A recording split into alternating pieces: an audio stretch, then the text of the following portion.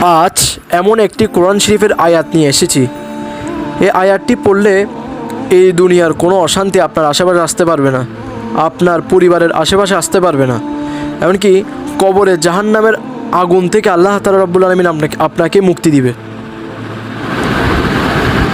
এই আমলটি এমন একটি আমল, যে আমলটি আজকে আমি আপনাদেরকে করতে বলবো, যেটা আমাদের জন্য অত্যন্ত একটি গুরুত্বপূর্ণ ভিডিও হতে যাচ্ছে আজকের ভিডিওটি।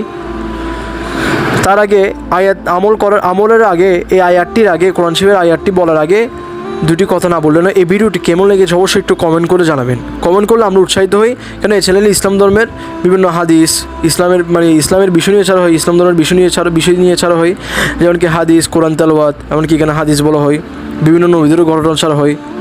আপনারা প্রত্যেকটা ভিডিও শিক্ষণীয়, আর বেশি বেশি শেয়ার দেবেন, কেন এই ভিডিওটি শিক্ষণীয় ভিডিও। কেন আপনার এই যাকে শেয়ার দিয়েছেন, সে যদি তার ভিতর যদি কেউ একজন আমল করে, আপনি মনে করেন 5 জনকে শেয়ার দিয়েছেন, এই 5 জনের ভিতর কেউ একজন যদি শেয়ার করে, 5 জনের ভিতর কোনো কেউ যদি এই আমলটি যদি করে, তখন আপনার আমল নামায় কিন্তু আমল লেখা শুরু করবে ফেরেশতারা। কেন আপনার কারণে, যে সে আমলটি দেখতে পারতেছে, শুনতে পারতেছে, সে আমলটি করতে পারতেছে, সে কারণে আপনার আমল নামায় আল্লাহ তাআলা রব্বুল আলামিন সওয়াব লেখাবে। তা আসেন আমি 2বার বলবো, আর যাদের মুখস্থ নেই তারা ভিডিও থেকে দেখে শুনে মুখস্থ করে নেবেন, বারবার রিপিট করে শুনে আপনারা মুখস্থ করে নেবেন ভিডিওটি, আয়াতটি, কোরআন শরীফের আয়াতটি। বিসমিল্লাহির রহমানির রহিম। রব্বানা আতিনা ফিদ দুনিয়া হাসানাতাও ওয়া ফিল আখিরাতি হাসানা ওয়া কিনা আযাবান নার।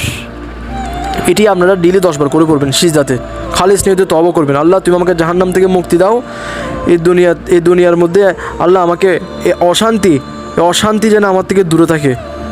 আয়াতটি পড়বেন আর আল্লাহ তাআলা রব্বুল আলামিনের কাছে খালিস নিয়তে তওবা করবেন। ইনশাআল্লাহ আল্লাহ চাইতো আপনার দোয়া কবুল করবে। ইনশাআল্লাহ আল্লাহর কাছে দোয়া কবুল হবে। এমনকি আপনারা যারা নতুন অবশ্যই সাবস্ক্রাইব করে দেবেন, কেন চ্যানেলে শিক্ষণীয় ভিডিও ছাড়া হয়। আর কমেন্ট করবেন, লাইক দিবেন, আমাদেরকে উৎসাহিত করবেন। আসসালামু আলাইকুম।